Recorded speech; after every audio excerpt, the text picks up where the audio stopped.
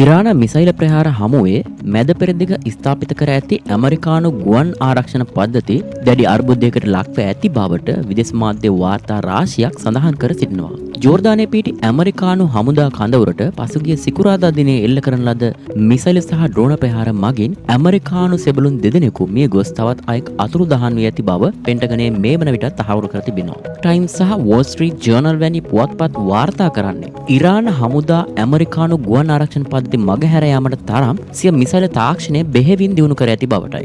ඉතා අධික වේගයෙන් ගමන් කරන සහ ගමන්පත පහසුවෙන් වෙනස් කරන අති නවීන මිසයිල් ඉරානය විසින් භාවිතා කරන බව නිර්නාමික ඇමරිකානු නිලධාරීන් උපුටා දක්වමින් ඔවුන් පෙන්වා සිටිනවා.